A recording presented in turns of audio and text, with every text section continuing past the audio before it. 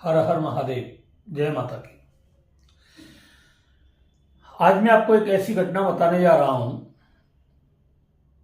एक ऐसे नास्तिक व्यक्ति की कि जो हर जगह भगवान का अपमान करता था, हर जगह पूजा पाठ का विरोध करता था।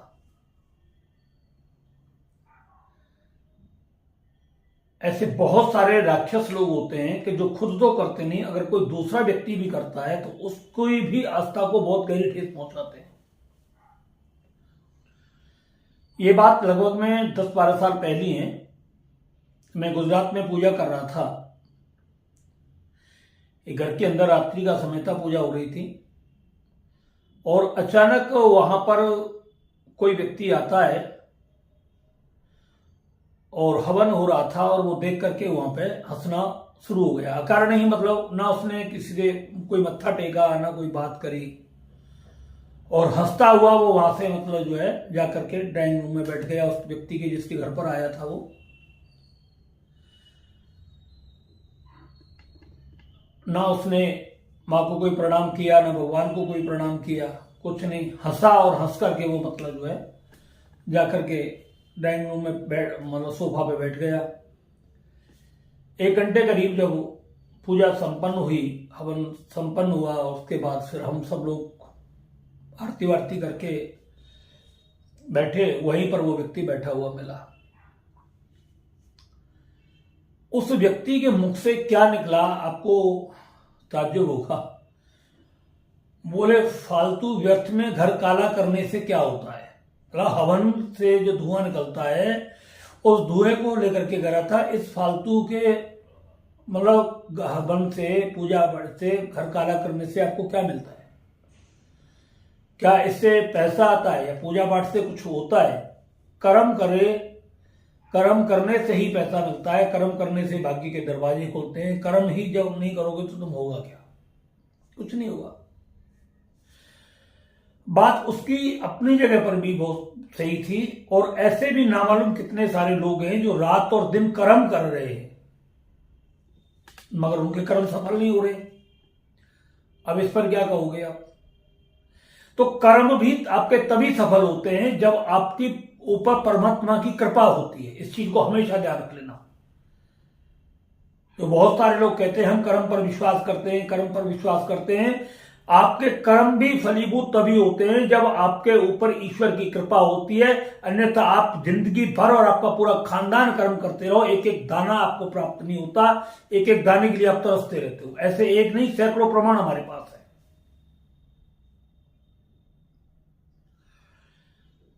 मैंने पहली बार उस व्यक्ति को देखा और देख करके फिर उससे पूछा कि भाई, आप जो आए और आकर के आपने देखा और आपने एकदम हंसना शुरू कर दिया, इसका क्या मतलब था? तो उसने मेरे से बोला, आप कहां से आते हो पूजा कराने के लिए? तो मैंने उसे बताया कि मैं यहां से आता हूं इस तरीके से। कितने दिन से पूजा चल रही है इनके यहां पर? तो उसने बोला इतने दिन से चल रही है। तो उसने आदमी ने बोला कि आपको क्या मिला, आपको क्या मिला इस पूजा से?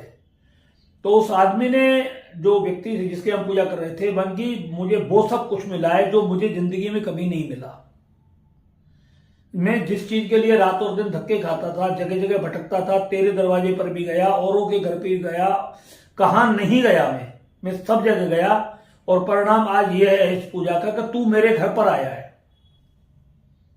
और उस आदमी को यह कहते कहते बहुत गुस्सा आया उस आदमी पर, और उससे मतलब काफी हद तक मतलब उसकी बहसबाजी हो गई थी। पर कि मेरे घर में पूजा हो रही, मेरे घर में सब कुछ हो रहा, तुझे ऐसा क्या मतलब लगा है, तूने ऐसा क्यों बोला यहां आकर के, और फिर तू गुरु जी से बहस कर रहा है इस विषय पर? तो ये सब सारी चीज वो भी बहस करने लगा बार बार, कर्म को लेकर के, कर्म को लेकर के, कर्म कर्म सब कुछ है, कर्म प्रधान है, फलाना डी, इस तरीके से। अच्छा पैसे वाला था, साड़ी का उसका काम था, गुजरात में पूजा थी, साड़ी का काम था उसका, काफी बड़ा काम था। एक अंदर से बात पैदा हुई, ये सब मां की कृपा थी, क्या इसका कुछ होने वाला है। और आपने शायद सुना भी होगा, सूरत के एक साड़ी गोदाम में आग लगी थी। और वो आग बहुत भयंकर आग लगी थी और 2-3 गोदाम जो इस तरीके से जले थे जिसमें अरबों रुपए का नुकसान हुआ था। और उस व्यक्ति को अटैक पड़ा और वो व्यक्ति खत्म हुआ और उसके घर की जो दयनीय स्थिति बिगड़ी वो इतनी भयंकर तरीके से बिगड़ी कि जिसकी कोई सीमा नहीं। उसका पूरा परिवार एक एक दाने दाने के लिए तरस गया और ये ज्यादा से ज्यादा 1.5 से 2 महीने के बाद की घटना हो गई थी ये।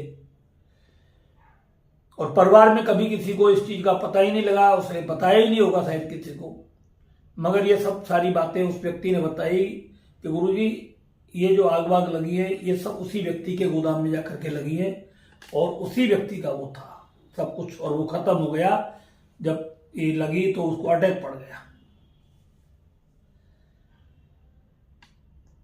तो मैं उन सब लोगों से ये बात कहना चाहता हूं कि जो लोग खुद तो पूजा करते नहीं और दूसरों की आस्था पर और प्रहार करते हैं, दूसरों की आस्था को तोड़ते हैं, वैसे मैं सभी लोगों से एक ही निवेदन करता हूं कि आप कोई भी पूजा पाठ कर रहे हो, अपने घर में करा रहे हो,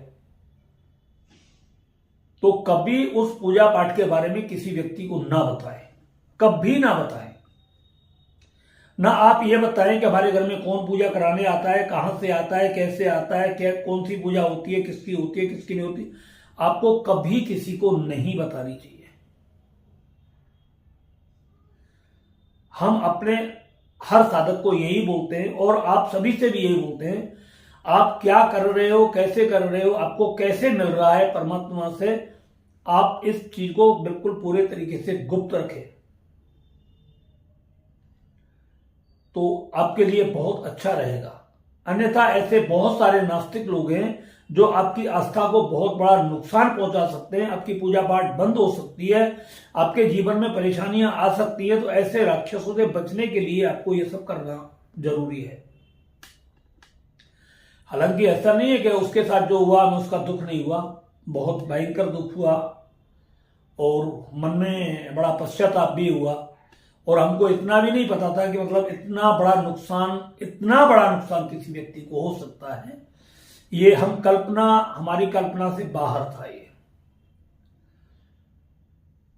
हमने अपने मन को काफी समझाने का प्रयास किया है इस चीज में और मां से प्रार्थना भी की कि अगर ऐसा कभी आवेश हमारे दिमाग में आए, गुस्सा आए किसी के प्रति, तो आप हमारी उस गुस्सा को बिल्कुल पूरे तरीके से उस पर कोई ऐसी प्रतिक्रिया ना दे किसी के लिए कि जो इतना बड़ा लॉस किसी व्यक्ति को उठाना पड़े। और बाकी तो ऐसे बीच में सैकड़ों केस आए हमारे पास में छोटे मोटे कि जिन लोगों ने बदतमीजी किया है, जिन्होंने उपवास उड़ाया है किसी पूजा पाठ का, तो वो इतने बुरे तरीके से धराशायी हुए कि वो आज तक उठ नहीं पा रहे और वो रात और दिन फिर हमारे पास आते हैं, फोन करते हैं, मिलते हैं, गुरुजी जो गलती हो गई फलाना ढिका। तो हम बताते हैं कि जहां से हमने एक बार पूजा बंद कर दी तो हम दोबारा वहां पूजा नहीं करते, कभी भी किसी की पूजा करने जाते नहीं इस तरीके से। जब व्यक्ति पूरे तरीके से सरेंडर होता है और व्यक्ति के पूरे तरीके से भाव स्पष्ट होते हैं तभी हम कहीं पर पूजा करने के लिए जाते हैं, ऐसे नहीं जाते। तो ये सब सारी चीजें हैं। अगर आप भी किसी के यहां पर कोई पूजा हो रही है तो आप कभी भी किसी की पूजा का उपवास ना उड़ाएं, मजाक ना उड़ाएं, किसी की पूजा पाठ का, भजन का, जो जैसा कर रहा है उसका कभी भूल करके भी मजाक ना उड़ाएं। और कभी ऐसे व्यक्ति के घर में जाकर के जहां पूजा पाठ हवन चल रहा हो ये शब्द तो कभी ना बोले, हम तो कर्म पर विश्वास रखते हैं। ऐसे कर्म करने वाले कितने मतलब जो धूल चाटते रहते हैं और हमने बहुत सारे लोगों को देखा भैया, सारे कर्म धरे रहते हैं। और आप भी देखते होंगे, देख लेना, आदमी कहता है रात और दिन मेहनत करते हैं तब भी कुछ नहीं मिल रहा, काम धंधा मिल ही नहीं रहा। जा तो रहे हो कर्म करने के लिए, काम तलाश करने के लिए, कर्म क्यों नहीं मिल रहा काम आपको? आप ठेली लगा करके बैठे हो, आपके सारे फल सड़ जाते हैं, क्यों नहीं? कर्म तो कर रहे हो, क्यों नहीं बिकते वो?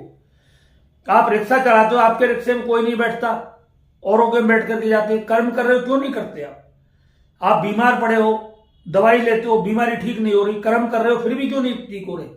तो कर्म अलग है और ईश्वर की कृपा अलग है। कर्म भी फलीभूत तभी होते हैं जब भगवान की कृपा आपके ऊपर होती है। और बगैर भगवान की कृपा के आपके जीवन में कुछ भी नहीं होता। इस चीज को हमेशा ध्यान रखिए, ऐसे नहीं। और गीता में भी लिखा है कर्मण्डे बात का रस्ते मां फलेसु कदाचन। कर्म भी तभी फलीभूत होगा जब तुम्हारे ऊपर कृष्ण कृपा, भगवत कृपा होगी। अर्जुन से भगवान ने क्या कहा है, तू कर्म भी कर, युद्ध भी कर, और युद्ध करते करते तू मेरा ध्यान भी रख। ऐसा मत करके तू मुझे भूल जाए और युद्ध करता रहे, तो जीत निश्चित नहीं है। तू मेरा भी स्मरण करता रहे और युद्ध भी करता रहे, विजय तेरी होगी। तो जो परमात्मा को साथ लेकर के काम करते हैं वो हमेशा विजय ही होते हैं और वो हमेशा कामयाब होते हैं। इसलिए कभी किसी की पूजा का अपमान ना करें, कभी किसी के बारे में कोई मजाक ना उड़ाएं। आप तो करते नहीं मगर दूसरों को करने दें, बस इसी चीज का आप हमेशा ध्यान रखें। इसीलिए आज मैंने एक वीडियो बनाया है, इस पर थोड़ा सा ध्यान रखें। ये आपके लिए बहुत ही महत्वपूर्ण वीडियो था जो आगे आपके लिए बहुत कुछ दे सकता है। अगर आपको ये वीडियो अच्छा लगा है तो आप इसको लाइक करें, शेयर करें और चैनल को सब्सक्राइब करें। धन्यवाद। हर हर महादेव।